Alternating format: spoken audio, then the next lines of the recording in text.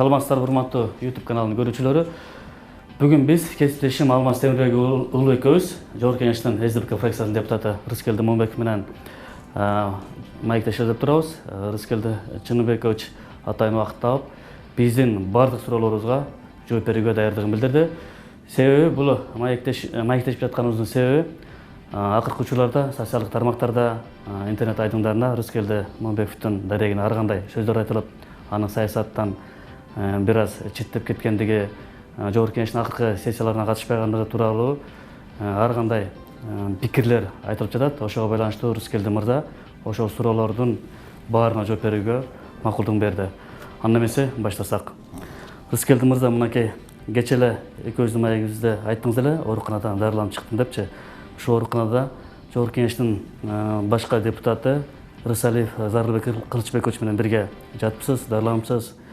Ушундан баштасак да, ал кишинин ден соолугу кандай экен, абалы кандай экен, өзүнүн козголгон кылмыш иштери боюнча ал киши эмне деп жатат? Ушундан баштасак. Туура, мен ушу 5 күн Зарылбек Кылычбекович менен маңдай тескей палаталарда жаттык. Албетте мен ага чейин дагы ооруканада жатканда ал кишини көрө албай койгон болчумун, анткени ал киши реанимацияда болчу. Бул жолкусун мындай палатага чыгарылган экен, маңдай тескей жатып, бир топ маселелер жөнүндө сүйлөштүк. Эми 2 жолу инсульт алган кишинин акыбалы жакшы дешке өзү туура эмес болуп калат, жаңырыштык болуп калат, ден соолугу оор. Мен чыккан күнү ал кишини дагы ошол жерден чыгарып, реабилитация, же болбосо Воронцовкада Таштөбөдөгү айылына алып кетти. Баскан тургандары, сүйлөгөн сөздөрү мындай аябай кыйналат. Эми 2 жолу инсульт алып ушундай акыбалда турган кишинин акыбалын өтө оор. Ошо акыркы күнү тергөөчүлөр келип дагы ден соолугуна байланыштуу тергөөчтөрүн уланта албай, эгер мындай генерал ушундай состоянияда болгондон кийин биз сурак калганыбыз ушундай адамгерчиликке дагы туура эмес келип калат деп кетип калышты да. Ошо балдары, келинчеги, жубайлары, бир туугандары карап жүрүштү. Мен ушу көп эле ушул ага козголгон кылмыштын тегерегинде сурадым, ушул кандайча мындай болуп калды. Бул кылмыш ишин жанданышын өзүң баштагансың. Ушу депутат болуп келгенде эле башкы прокурордун отчетун алганда былтыр баштагансың. Ушу Батыкаевдин ишин кайра жандандыргыла, жаңыдан жагдайлар менен карап чыккыла, мени чакыргыла, мен көрсөтмө берем. Жалгыз эле жабырлануучу мен болуп, мени кызматтан алып коюшкан. Ал жерде бул туура эмес болгон деп, анан өзүң алып чыккан ишке өзүң кандайча капканга түшүп калдым десем, айтып берди. Мен бирок чын айтайынбы, мен ага чейин деле Зарылбек Кылычбекович менен бул тема туурасында мындан 2-3 жыл мурун деле сүйлөшүп, ал депутат боло электе деле сүйлөшкөндө айтып берген бул иштин толук жагдайларынчы мен билем. Анан бирок бүгүнкү күндөгү Зарылбек Кылычбековичтин өзүнүн үстүнө ушундай кылмыш ишин ачканы жатканы чын айтканда бул абсурд. Ошол эми азыр бул жанагы жаңы кылмыш кодексиндеги жагымсыз жагдайларга өзү туш болуп атат да. Өздөрү ушуну айтты. Бул деген азыр бул кодекс деген болбойт деди. Бул кодекс менен бара берсек биз мамлекетти жоготобуз деди. Бирөө мен ушуну көрдүм, мен ушинтип айткам деп айтса эле ошол менен кылмыш козголор экен. Мындай болбойт деди. Мендеги маалыматтар боюнча буга ушул өзүнүн куралында иштеген бирөөлөр көрсөтмө берген окшойт. Анан ошол негизинде, ошол көрсөтмөнүн негизинде буга азыр айып тагалбай турат да.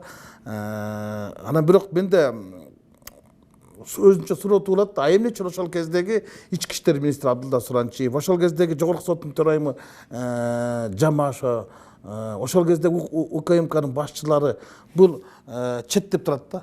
Эмне үчүн аларга жеткен жок? Мен билгенден Батыкаевдин иши бир башканыкка түшүп кетти да. Башканы түшүп кетти. Зарылбек Кылычбековичтен ошол кайрадан ошо бир 3-чү инсультка аз эле калды. Ошо давлениясы көтөрүлүп, ден соолугун оорлоп кетишине эң ириде ушул тергөөдөгү иштин тескери келип жатканы себеп болду деп айта алам да. Ушул калган ушул иш боюнча Зарылбек Кылычбековичке атайын жогорку жактан ушуну камоо тууралуу көрсөтмө түшүп жатат дегенде информациялар кетти да. Бул негизи мунун артында саясат турабы же чындап эле ушу Батыкаевдин ишинде кандайдыр бир кемчиликтер кетиргенби? Сиз кандай пикирдесиз? Мен эми мындай Зарылбек Кылычбековичтен азыр эми ал өзү ушу тергөөдө мындай бир купуялуулук жөнүндө айтып бир кепилдик берип койгон болсо мүмкүн, бирок мен билгенден Зарылбекке атайын ошол бийлик тарабынан кандайдыр бир команданын болгонун мен сезип эле турам. Ал өзү деле ачык айта албай турат, бирок мага ачыгын айтты. Эгер айып тага турган болсо, мен буну ачыктаганга, мен буну аныктаганга мажбур болом. Бул атайын операция болгонбу, же бул саясий коррупция болгонбу, ошондо көрөсүңөр. Бул иштин мындайча айтканда этеги жок деди да. Этеги жок. Бул кылмыш ишинде башка нукта тергелип жатат дегендей мага мындай түшүндүрүп кетти да. Рыскелди мырза, маекти андан уланта турган болсок, мынакей социалдык тармактарда эң негизги сизге карата коюлуп жаткан наразычылыктар, мындай жүйөлөр ушу сиздин мурдагы президент Алмазбек Атамбаевдин кол тепестигинен ажыратуу боюнча маселеде баягы добуш берүүгө катышкан жок. Бул атайлап эле тиягына да биягына да жаман көрүнбөйүн, башкача айтканда эки тоонун чөбүнүн эңсегиндей болуп атат, ошон үчүн добуш берүү маалында катышпай койду дегендей мындай күнөөлөрдү коюп жатышат да. Ушуга жооп бериңиз, чын эле эмнеге добуш берүүгө катышкан жоксуз? Эми мындай ушуну бир чоң темага айлантып жиберишти да. Чынын айтканда мен ошол акыркы жогорку кеңештин эки аптадагы жыйынына катышкан жокмун. Мен өзүмдүн графигиме ылайык элдер менен жолугушуп жүрөм, региондорду аралап, анан мен үчүн бул күтпөгөн, мен үмүт этпеген иштерди киргизип, анан башым эле комиссия түзүп, анан ушуну автоматтай тездик менен алып баратканын байкап туруп, анан бул иштин башталышы башка нукта бараткандан кийин анан мен мындай байкоочу катары эле карап турдум да. Эгерде эми ошону айтышып атпай, сен эмнеге катышкан жоксуң, эмнеге добушка келген жоксуң деп, эми жыйынга катышпай койдуң деген, бул эми биз менен душмандар менен атышпай койдуң, добушка келбей койдуң же согушка келбей койдуң дегендей айыптап атат да. Мен келип ошо калыс сөзүмдү айткандан эле ошол менин калыс сөзүм негиз болуп алып кала турган болсо, анда кеп башка да болмок. Анвар Артыков 6 саат айтабы, Карамат Бабашевна 9 саат айтабы, токтото албайт да. Бул башынан эле белгилүү болуп калган болчу. Анан кийин мен мындай иштердин өрчүшү кандай болот экенин мындай сырттан чын айтканда байкап тургум келди. Эми чын-чынына келгенде бул жерде мен айтат элем да, ошо кол тибестигин алуу боюнча мен ушул башкалар эми кандай баа берет? Ошо жана мен 103 кесиптешим негиз бар деп ушундай бачым эле добуш берип коюшпадыбы. А бирок сыртынан баа бергендер. Маселен, Өмүрбек Чиркешев Текебаев, экс-спикер, Кыргыз өлкөсүнүн эмгек сиңирген юрист, ал айтпады бул шашкандын иши, бул шайтан иши депчи. Буну шашпай, ар бир кылмыш үчүн иликтеп, жидиктеп, анан коомчулукту ынандырып, эл аралык уюмдарды ынандырып алып чыгыш керек болчу. Эртең бул кайта ошол жанагы кол тибестен аткан Атамбаевдин пайдасына ооп кетет. Мындай алабармандыкка салбагыла, эл аралык уюмдар эртең туура эмес баа берип коет, силердин бүгүндай ишиңерге деп туруп ал айтты. Андан башка Кадырбековду айтты, Куатбек Байболов, Азимбек Бекназаров сыяктуу мурунку башкы прокурор, мурунку спикерлердин бардыгы жогорку кеңештин ушул кол тибестигин алуудагы аракеттерин бардыгы алабармандык. Ал тургай Адахан Кимсанбаевич айтты, бул арамзалык иш депчи. Ана мен деле өзүмдүн жеке пикиримде бул чын айтканда аша чапкандык, алабармандык иш болду да. Маселен, кол тибестик деген эмне? Кол тибестик деген ал иммунитет. А бирок бул нам да. Экс-президент деген нам.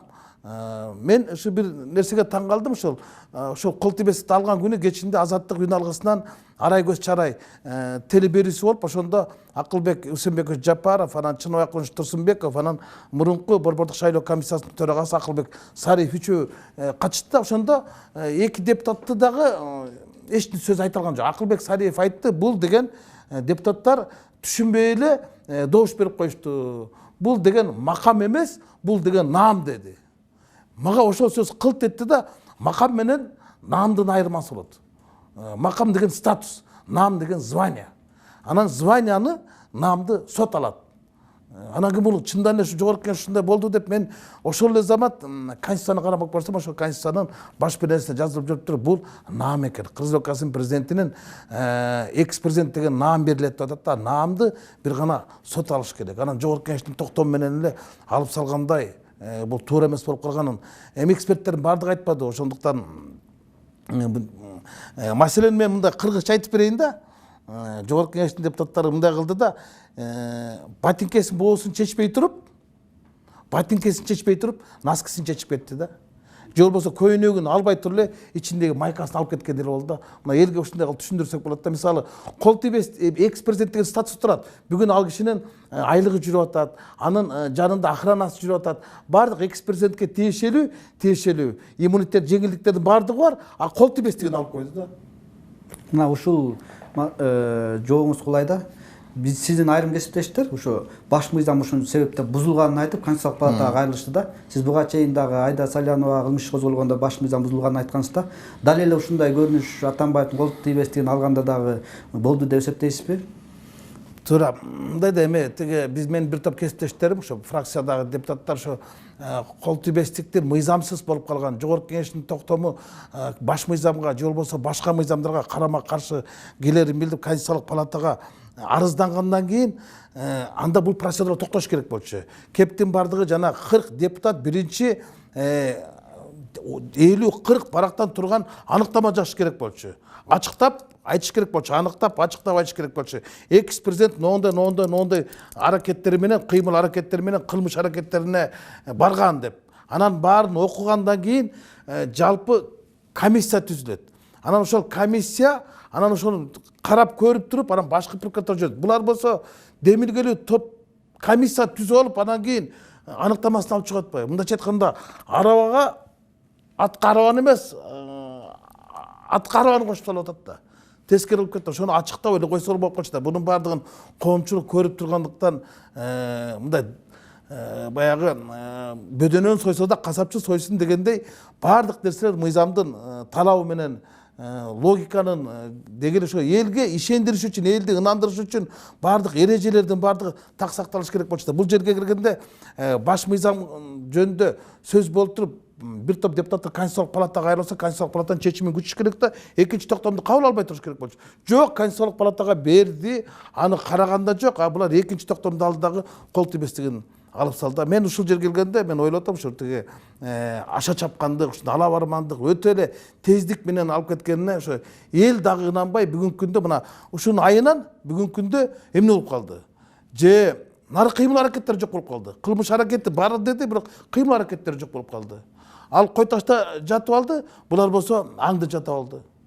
Мына ушуга келип калды. Ошон үчүн баардык нерселерди ушунчалык мындай автоматтык тездик менен алып барып эле эки ортодо элдин дагы мындайча айтканда эл азыр элеңдеп эки президенттин эрежесиз, эрегишүүсү эмне менен бүтөт деп ыңкылап менен ынтымактын ортосунда калды. Ынтымак керекпи же ыңкылап керекпи депчи. Ошонун айынан мына ушундай өзүнүн жанагы эки президенттердин араздашуусу өзүнүн апа кейине жетип, бүгүн же ары кете албай, же мындай ашуунун бетинде туруп калды. Мына ушуга жогорку кеңештин жосунсуз жоруктары, же болбосо жанагы ала бармандык иштери, же болбосо мындай ыймансыздыкка, мыйзамсыздыкка барган кадаптары себеп болду. Ошонун айынан мына ушундай айынан жогорку кеңеш таркасын деп талаптар чыгып кетти деп ойлойм да. Ушул эки суроону улай келсек да, мына кол тийбестигин алуу боюнча жогорку кеңеш токтомго алып башкы прокуратурага жибергенден кийин кой ташта элдик штаб түзүлүп, Атамбаевди коргоо боюнча атайын акциялар уюштурулуп баштады да. Мына жакында эле бул боюнча митинг өттү да. Анан сиз ошо кой ташка да барган жок, митингке да келген жок, ушу кайсы тарапты көздөп жатат, ушу пикирин билдирип, өзүнүн оюн айтпайбы деген да көз караштар айтылып жатат да. Сиз кандай жооп берет элеңиз ушул жүйөлөргө? Эми чын айтканда жанагы орыстар айтып коет го, какой привет, такой ответ дегенде эле кылды да. Жогорку кеңештеги мындай мыйзамсыз аракеттерге экс президент тарабынан ыймансыз аракеттер менен жооп берди. Мындайча айтканда өзүнүн ошо мен мыйзам менен коргоно албайт бекем, булар мыйзамды да коргой албайт экен деп анан ошондой кылдырып элдик штаб ачып алганын мен туура көргөн жокмун. туура көргөн жокмун. Канткен күндө дагы башкалар сыйлабаса дагы ал өзү сыйласа болмок. Мен баш мыйзамдын негизинде өзүмдүн укугумду коргой алам. Адвокаттар деп мындай ачык эле диалогко чыгып, мындай немесе болмок да. Анан элдик штаб деп түзүп алышып, анан элдик штаб митинг уюштурду. Мен элдик штабтын мүчөсү эмесмин.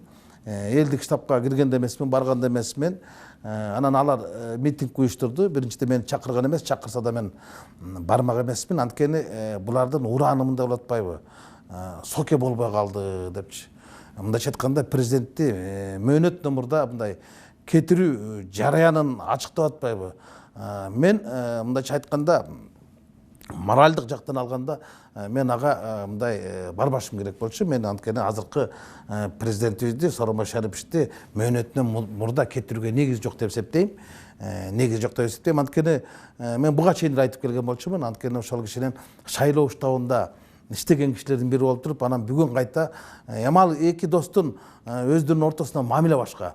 Меники таптакырмаса, анан эгерде башка бир талаптар менен чыкса, башка бир мыйзамсыздык жөнүндө чыкса, ошол жогорку кеңештин токтомдору жөнүндө талаптарды кое отурган болсо, же болбосо өкмөттүн отставкасы жөнүндө талаптарды кое отурган болсо, мен бармакмын. Ал эми президенттин болбой калды, же болбосо мөөнөттүн мурда кетип турганча мен андай кыймыл аракеттерге мен кошула алмак эмесмин. Ошол эле митингде айтылды да, өкмөт отставкасы кетирүү, анан азыркы учурда ТЭЦтеги чырга байланыштуу бир топ атка эмнелер кылмыш козголгон. Ошол эле Сапар Исаков, Албек Ибраимов, Жантур Сатыбалдиев сыяктуулар баягы ак жеринен камакта отурат, аларды бошотуу деген талаптар айтылып, анан 2 ай мөөнөт берилди да. Ушул сиз талаптар тууралуу эле коюлганбы ушул талаптар? Сиз кандай пикирдесиз?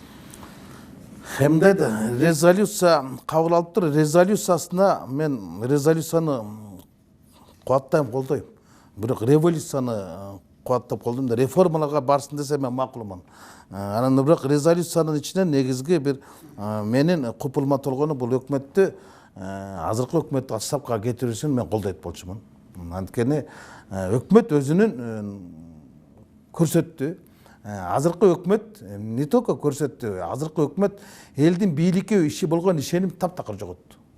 Ал ортодо жогорку кеңеш бизди да уят кылды. Президенти Сооронбай Шарипович да уят кылды. Эми элестетип көргүлө, президентибиз улуу башын кичи кылып жогорку кеңештин жыйынына келип, ушул жанагы аткаруу бийлигин мындай жан тарткандай болушуп, ушуну колдоп бергилечи, мен кепилдик берейин, дагы иштесин, кемчиликтер бар, бирок ийгиликтер да бар деп сурангандай болгондон кийин биз колдоп бергенбиз да. Анан 1 ай өтпөй отуруп эле өкмөттө бажасыны башкарып атканы, бажасынын баласы олчойгон айлык алып атканы жөнүндө маселе чыкты да. Анан ошондон КТ-мобайл деген боюнча комиссия түзүлүп, ошол комиссия түзүү боюнча сунушту мен киргизип, бирок мен өзүм ошол комиссияга кирбей калдым да. Мен ошондо эле сездим, бул башка кишилердин оюнуна мындай себеп болуп барды депчи. Анткени өкмөттү кетирүүнүн баягы менин оозум менен башкалар дагы бир жерде мындай соодалашууга баргысы келди. Ошондой соодалашуу болуп кетти. Ушунчалык алдагы ушундай тездик менен өтүп бараткан КТ-мобайлдын жөнүндө түзүлгөн, өкмөттүн үстүнөн түзүлгөн комиссия 2 жумада 2 отурум өткөргөн да. Анан кийин токтоп калды да. 1 айга чейин токтоп калтырып, аягында жоопкерчилиги каралсын деген бүтүм чыгарышты. Эми жогорку кеңештен башка ким карайт бүтүмдү? Подотчетный өкмөт только жогорку кеңешке башат, көз каранды. Анан отставкасы каралсын деле сормокта. Жоопкерчилиги ким карайт дейм да.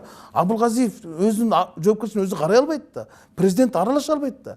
Ким карайт? Мындай асманга ийилип коюп туруп анан кетип калды. Ошол мына Грузиядагы акыркы саясий окуяларда Грузин парламентинин башчысынын ушундай креслосуна бир көздүман депутат отурганы үчүн эл кубалап чыгып, ал моралдык немем жок, ушу отургузуп коюп турмун деп туруп анан отставкага кетти. А бизде бажасын отургузуп коюп, башкартып коюп, ал баласын дагы КТ-мобайлга башкартып коюп, 300 000 сом айлыкты олчойтуп берип коюп, анан моралдык жоопкерчилик тартпай атпайбы? Мына Грузия бизге жөн эле ошо креслосуна отуруп койгон үчүн деп айыптап туруп анан кетирди. Анан бизде өкмөт ушундай бажасы өкмөттү башкарганын, анан артынан мамлекет технолог башчысы Бакыт Шашемиевди кызматтан алды, Мурат Букканбаев дегенди алды. Сен эмне үчүн сен менин бажама ордуңду бошотуп берип башкартып койдуң депчи. Ой, сен бажаң сен атыңды сатып башкарып атса, ал байкуштар да эмне күнөө? Аларды эмне кылып койдуң? Дагы бир топ жумушчулар аппарат башчысы да кетпедиби? Аппарат башчысы да кетти. Бардыгын алып коюп туруп, анан эми бул боло берет, эсте болот, экинчи мындай болбойт дегенде эл эмне дейт? Эл эмне дейт? Эми премьер-министрдин жээни 300 000 сом айлык алып, мамлекетке зыян келтирсе болот. Ага эскертүү болот. Эгер 2 000 сом ашык алып койсо, буга кылмыш иши болот деген пикир түптөрүп калат да. Анда жанагы коррупция боюнча күрөш деген өкмөттүн ураны бошара каттуу калдырайт деген эле негиз болуп калып атпайбы?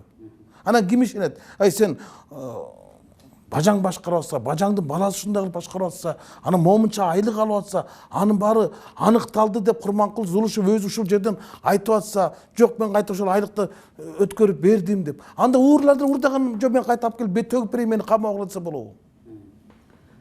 Раскелдин мырза, улансак, маегибизде мынакей сиздин позицияңыз дагы деле мындай так эмес болуп атат да, белгисиз болуп атат да, мындайча айткандачы.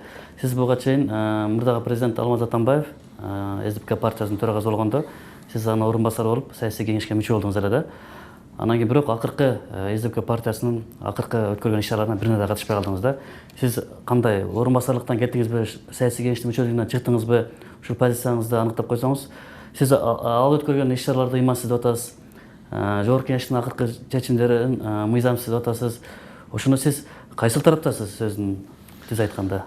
Ушул суроого мен өзүм дагы жооп табыш кыйын да. Мен башында айткам, мен барганда ушул жанагы туура мен партиянын мүчөсү болчумун. Бирок партиянын төрагасынын орун басары кылып сунуш кылганда ошол полиция советтин жаңы полиция советке киргизди.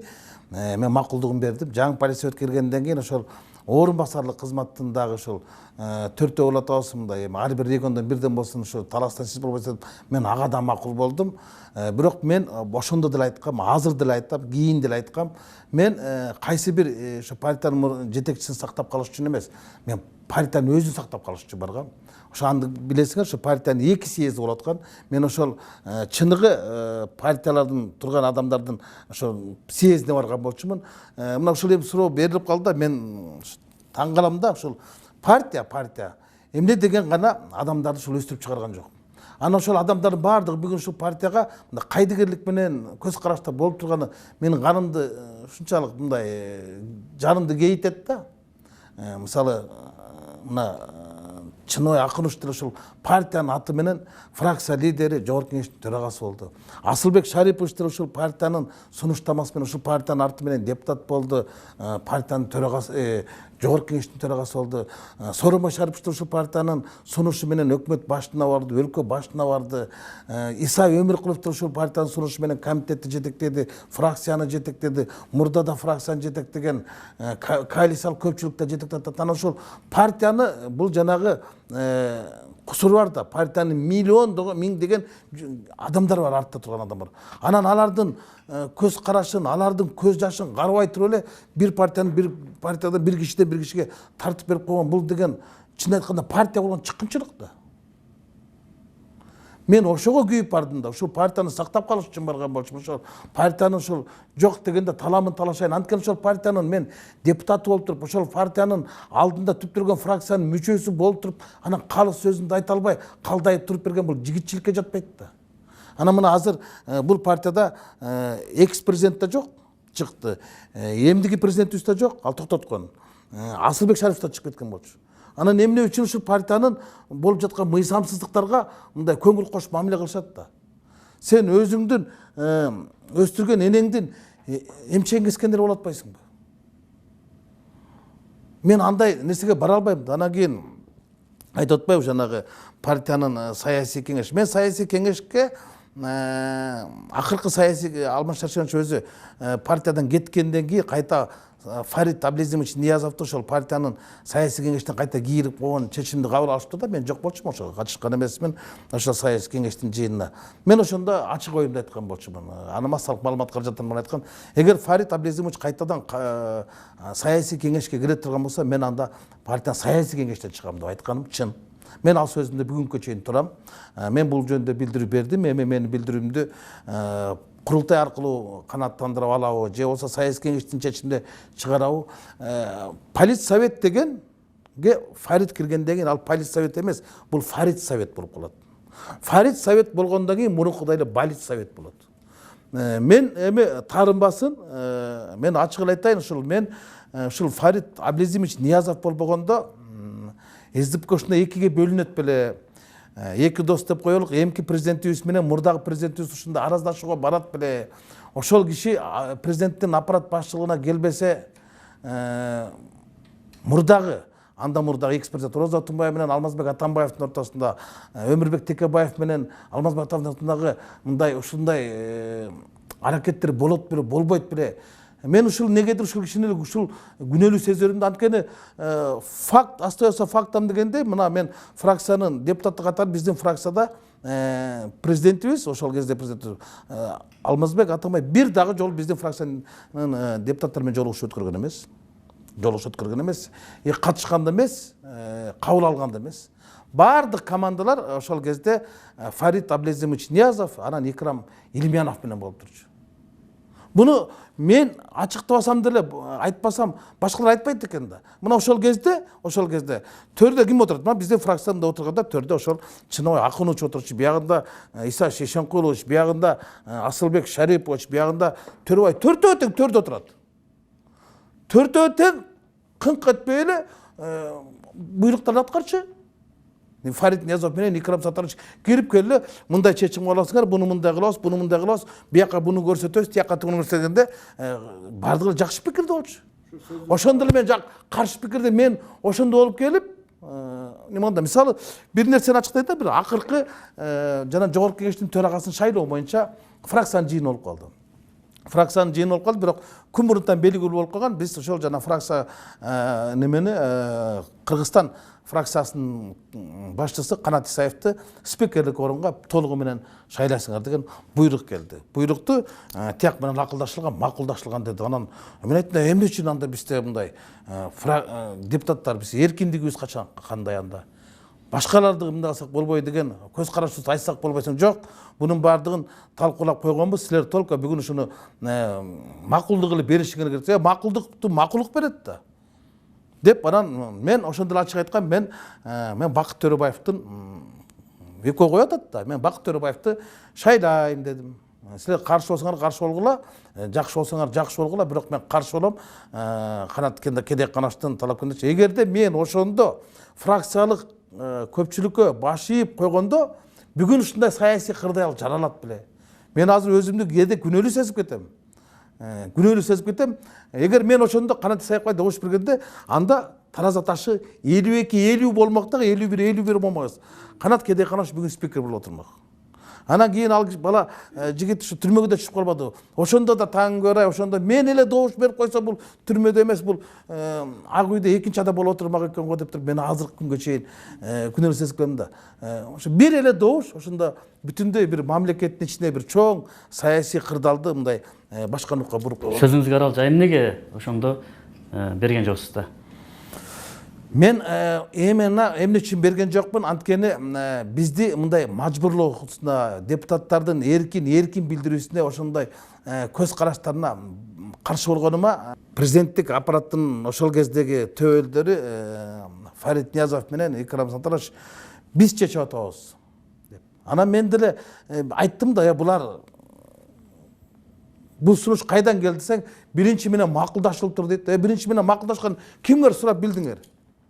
Команда биринчиден келип атабы же булар өздөрү эле таңуулап атабы десем, жок, эми булар айтып атканда булагы ишенич депчи. Мына бүгүн ошонун баары чындыгы чыгып отурбайбы?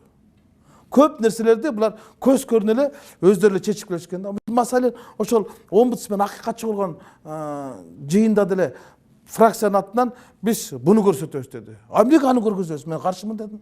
Ким десек ошол теге Отурбаев Кубатты ошол макулдашылды, ушуну көрсөтөбүз. Мен дагы каршы болдум. Жок, мен каршымын. Мен ошол жанагы Арабаев Чолпонкул деген агай бар экен, ошол юстиция немесе экен, ошол адам укуктары боюнча мыйзамдуулукту билет, эми журналистке караганда юристти тандагандан соң мен ошол кишини шайлайын деп, тиги Айнур Алтыбаев экөөбүз, дагы бир киши болду, үчөөбүз каршы добуш берип ошол кишини шайладык.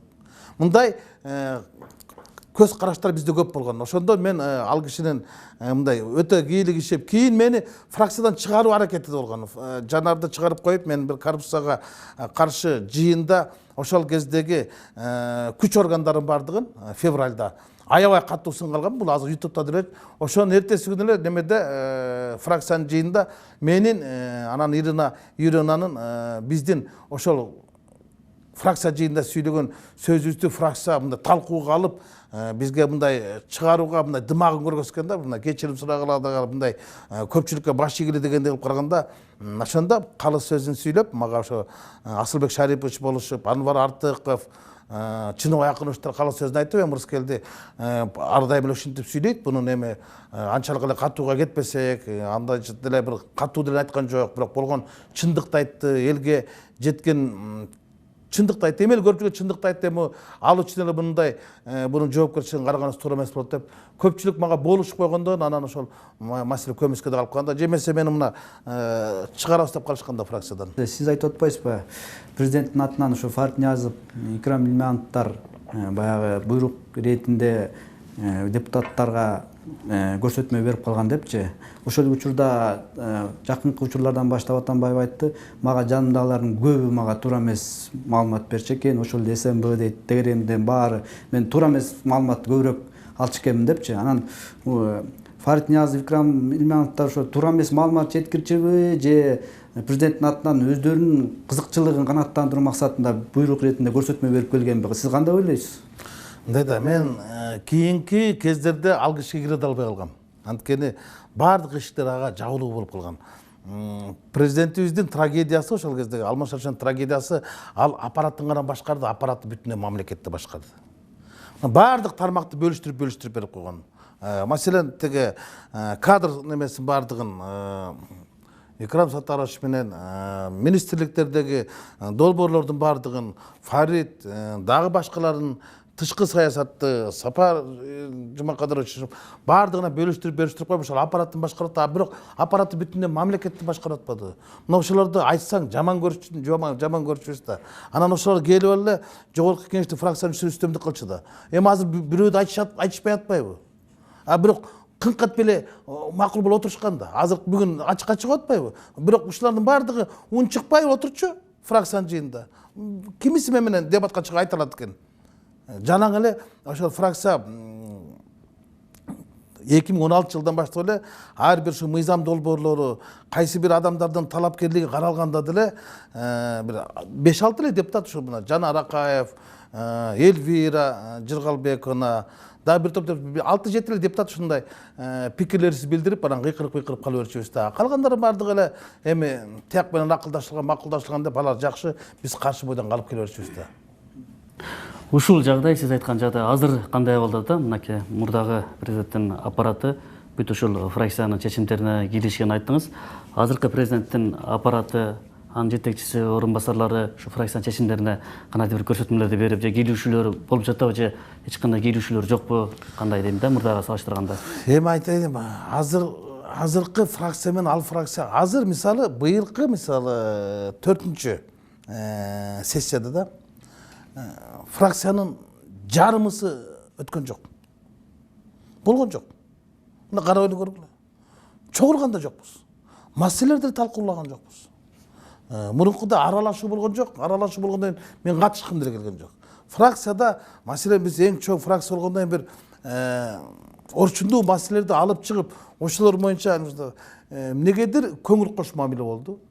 Күздөн бери эле баягы көчмөндөрдүн оюну менен башталып, көпкөндөр менен аяктаган саясий сезондо биздин фракция эң пассивный иш алып калды. Мына карап көргүлө, ошо даже таппайсыздар болуш керек. Ошо биздин СДПК фракциясы бир орчундуу маселени карап момундай жыйынтык чыгарды. Же болбосо бул тармакты карап туруп, бул кишилерди кызматтан кетирүүсүн талап кылды. Же болбосо бул нерсени карап туруп, өкмөттүн мындай катуу талаптарга калып туруп, мындай чараларга барууга мажбур кылды деген жок да. Болгон да жок. Анан кийин бирок азыркы президенттин аппаратындагы тескери, өткөндө Жанар Кубанович айтып кетпедиби, биз ошо жаңы икрамчиктердин жаңы мындай немелердин чыгышына жол бербешибиз керек депчи. Ал эмнеге айтты? ошондой жол бар экенин, ошондой колдор бар экенинен кабар бар экенин айтты. Мен деле азыр ачык айта алам. Президенттин Сооронбай Шариповичтин тегерегинде деле ошондой анын ишин үзгүлтүккө учураткан, же болбосо аны жаман көргөзгөн, тентек балдар бар экенин бардыгын билебиз. Азыр үстү жактан бир нерсени жашырыш кыйын. 7-этаждан түшөлү 3-этажга келип айтып коет, мен тигиден чыктым, будан чыктым. Илгери Арабаев, Манас Арабаевдин убагында дагы жакшы экен, азыр деген таптакыр башка экен деп. Керек болсо ар бир беренесе чейин жазып берип туруп көрсөтпөй берет экен деген сөздөрдү угуп көрөлү жүрбөйсүзбү? Мына ушулардын бардыгы президенттин Сооронбай Шариповичке жетип атырбы, жетпей атырбы, бул башка маселе. Бул башка маселе. Менимче мындай андай кадамдар бар.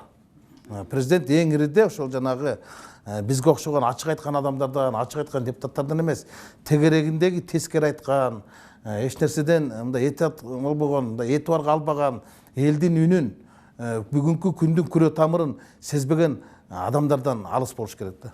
Азыр эми учурда коомчулукта дагы деле кызуу талкууланып аткан темага кайрылсак да, мына ушу Атамбаев элдик штаб түзүп, митинг акцияларды уюштуруу иш-чараларын баштагандан бери сын пикирлер да колдогондор дагы бар.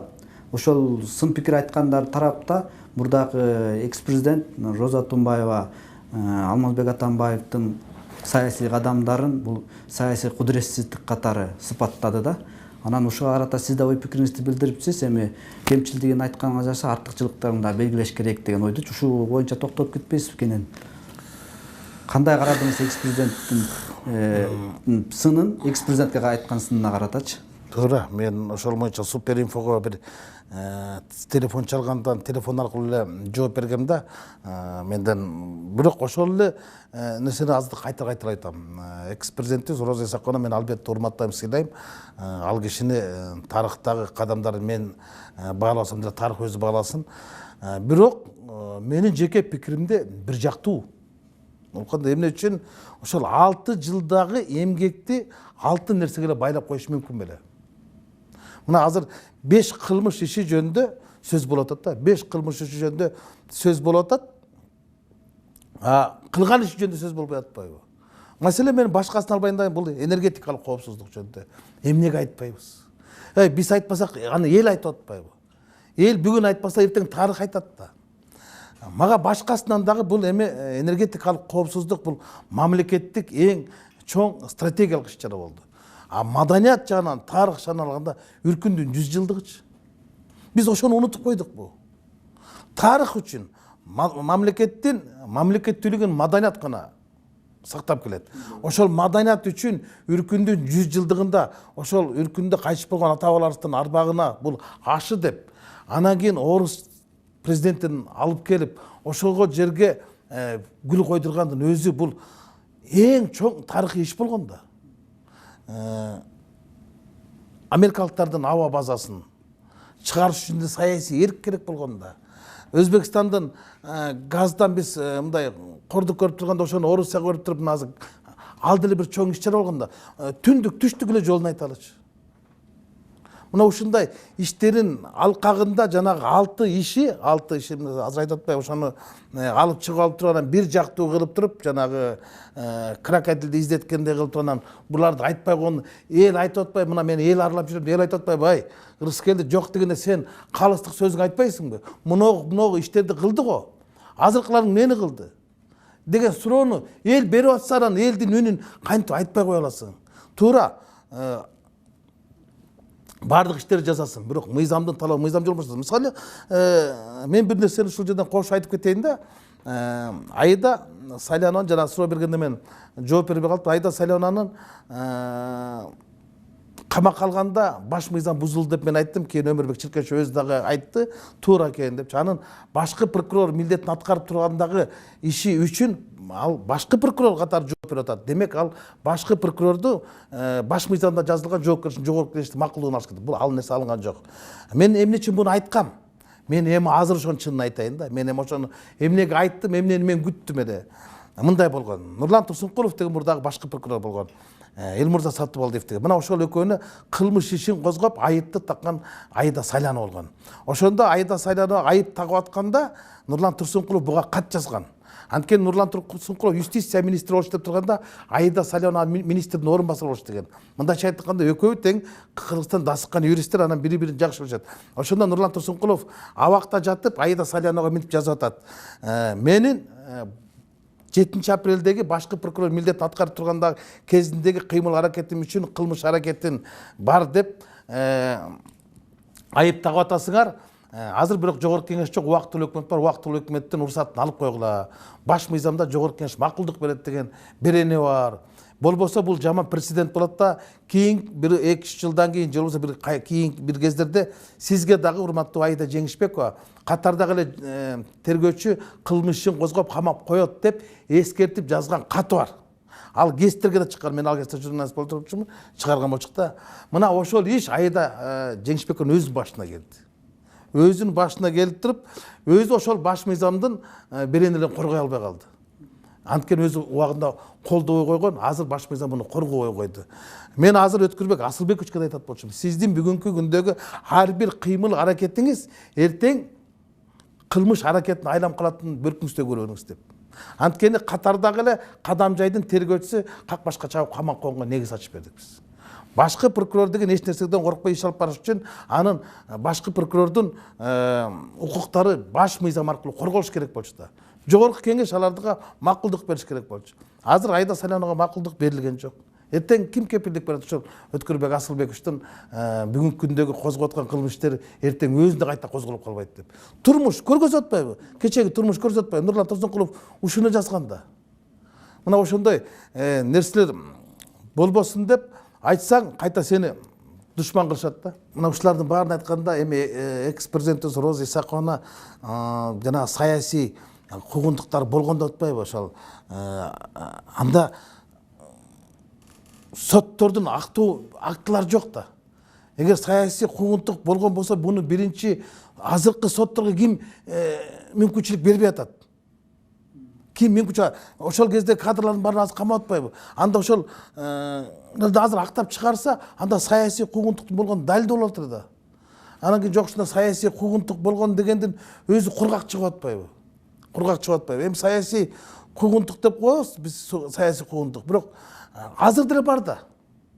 Бүгүнкү күндө жок. Мен ошон да жаздым да, мына жок дегенде ошондо комментарий бергенде, жооп бергенде айткам. Жок дегенде Зарылбек Ырсалиевге болуп жаткан бүгүнкү нерсе айтып койсоңуз, бул сөздү айтпайт белеңиз депчи. Эми бул саясий куугунтук менен саясий куйтулуктун айырмасы бар да. Куугунтуктан дагы куйтулук бар экен да. Куйтулук деген бул жок жерден тапкан куугунтук да. Ама андай аракеттер бар да. Андай аракеттердин ар кимиси эле сезип атпайсызбы? Ар кимиси эле билип атпайсызбы? Эми ар кимиси аны ачыктай берсек. Сөзүңүзгө аралуу жер Эскелди мырза. Буга чейин ошол сиз өзүңүзгө карата, жакындарыңызга карата ушу бийликке айткан сындарыңыз үчүн кандайдыр бир куугунтуктоого атайын кызматтын кызматкерлери тарабынан аңдууларга туш болуп жатканын айттыңыздар да. Азыр кандай? Ал нерселер токтоду же дагы деле сизге карата болуп жатабы? Эми айтылбай турган сөз эле айтылып кетти, өз эле чыкпай турган көз эле чыгып кетти, өз эле. Мен ар дайым чынды чындай, сынды сындай кабыл алып жүргөн кишимин. Менин саясий көз карашым үчүн, менин саясаттагы кадамдарым үчүн кээ бир адамдар тарабынан саясий куйтулуктар болуп жатат, андайлар бар. Майда чүрө иштерди кылышып, мыйзамсыз кадамдарга барып жаткан бар. Мен андай кездерде ушунчалык эме кылып барам, бирок ажабызга ачык кат жазып, урматтуу президент Сооронбай Шарипович, мондай иштер болуп жатат. Сиз баш мыйзамдын кепилдиги катары токтотуңуз. Мындай нерселер жакшылыкка алып келбейт деп кайрылууга аргасыз болгонмун. Президенттин өзү аралашкандан кийин ал иштер мындай ара чора деле ыңжык болуп кетти. А бирок ушундай баягы байлап коебуз, жайлап коебуз деген мындай тегерегиндегилердин тепкилеп койсок болот деген тентек балдардын аракети болгон. Азыр деле араң турушат, кантип бир жерден жаза салдырып, мындай ала салдырып жүргөнгө деп. Анан азыркы Саясий Кырдаал тууралуу сөз учурун уласак, деги эле ушул эки достун тиреши аягы эмне менен бүтөт деп мындай божомолдойт элеңиз сиз? Эми мындай болуп калды да, эрежесиз эрегиши экөөнө тең пайдап келген жок. Бул жерден эмки президент дагы экс президент да утулду. Бул менин жеке пикирим. Экөө тең утулду. Мына жакында гана 24 кежиде мындай сурамжылоо болду да, бүгүнкү күндө бизге эмне керек? Кимиси көбүрөөк керек? Достукпу, Атамбаевпы, жазыкпы деп сурамай Шариповичпи депчи. Бул эми сурамжылоо. Ага катышкан адамдар бардыгы калыс пикирин билдирди. Биринчи достук керек деди. Бизге ынтымак керек деди. Экинчи Атамбаев деди, үчүнчү азык президент айтты. Буну ошол уюштурду, мына ушунун өзүнөн эле жыйынтык чыгарсак болот да. Бүгүнкү күндө бизде эл ынкылап эмес, ынтымак деңсеп турган. Анан Адахак Кимсанбаев дагы айтпады ошол, эки президент ошол элдеш алсалар депчи. Анткени экөө тең утулду. Эл бүгүн баягы эрежес, эрегиш эң этегине келип жетти. Араздашуу өзүнүн апагейине келип жетти. Ашуудун белине чыкты. Мындан ары кимиси тогулонот. Эл карап турат да. А бирок эл эч нерсени мындай бир тынчтык эле болсо деп турат да. Ошон үчүн жанагы айтпады экс спикерлер мындай Адахак Кимсанбаевич мындай эл акындары, эл баатырлары, эл жакындары, элдин мындай жазуучулары ушундай да калыс сөзүн айтса депчи. Мисалы калыс сөздү айта албай турат. Анткени экөөнөн тең мындай үмүт үзгөндөй да эл. Экөөнө тең ишенбей калганын өзү ушул, мисалы эч ким чыкпай койду, Элмирбек Иманалиев гана чыкты. Ачык ыр менен чыкты. Мына карап көргүлө. Азыр мына рейтингине карап көргүлө. Азыр эл эмнени көп көрүп атат? Элмирбек Иманалиевдин эки ажого, анан кийин чоңдорго жазган термесин көбүрөөк угуп атат. Ошого ынанып, ошого мындай кол чабып, тамшанып угуп атат. А башкаларды көргөн жок да. Башкаларды көргөн жок, көргүсү да келген жок да, уккусу да келген жок да. Демек мындайча айтканда, азыр Кырдаал өтө оор. Мындан аркысы да болот. Кубатбек Калбекович Байболов деген өткөндө өзүн бир жакшы, эме отур эми ал каалайбызбы, каалабайбызбы, ал тегестерден бергиле аткан кыракы чекиста. Бул жакшылык менен бүтпөйт деп атат. Азимбек Бекназаровдор айтып атат, жакшылык менен бүтпөйт деп. Ушулардын баардыгын айтып атпайбы? Элдин баардыгын айтып атпайбы? Бул жакшылык менен бүтпөйт депчи. Бүгүнкү күндө бийлик эксперттердин пикирин эмес, элдин пикирин угуш керек. Элдин пикири эң негизги пикир. Эксперттердин пикири ал өзүнүн гана жүрөгүндө жеке кири. Биз оондун эмес, биз коомдун үнүн угушубуз керек да. Оондун үнүн каяктан угасың? Оон отуруп алып тияктан айтып берет да. А коомдо башка сөздөр чыгат.